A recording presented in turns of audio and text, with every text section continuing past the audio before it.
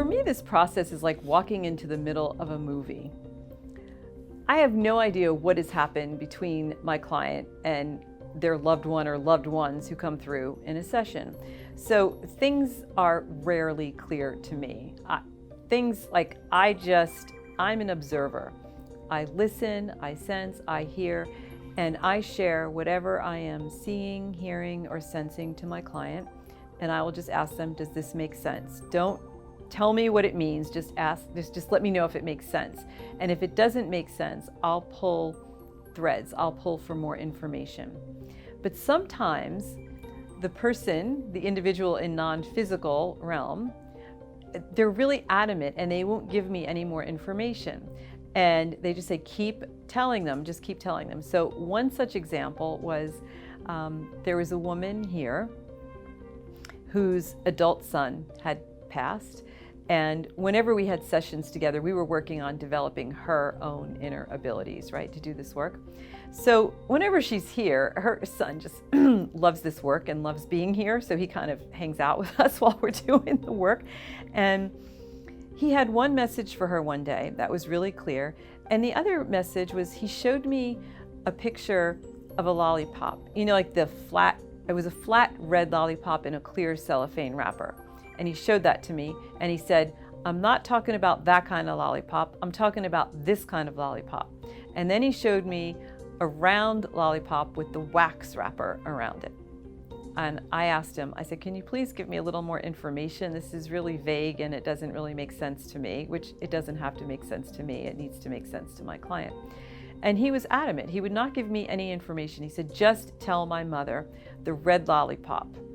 So I told his mom, and she had no idea what it meant. And I said, well, he was so adamant about this, just keep it with you, and if something clicks, just let me know what it is, because I'm kind of curious now. I don't think 2 hours went by. She sent me a text that said, OMG. I just took my granddaughter out for lunch, who I think was like 5 or 6 years old, and I remembered what this meant. When she was traveling, she bought a jacket for her granddaughter, and the sales clerk put a red lollipop in the pocket for her granddaughter. When she bought a gift for her grandson, who was a year or two older than her granddaughter, there was no lollipop for him. So when both of her grandchildren opened their gifts from her travels, the granddaughter got the lollipop and the grandson didn't have one. And she promised him that she would get him one, and she forgot.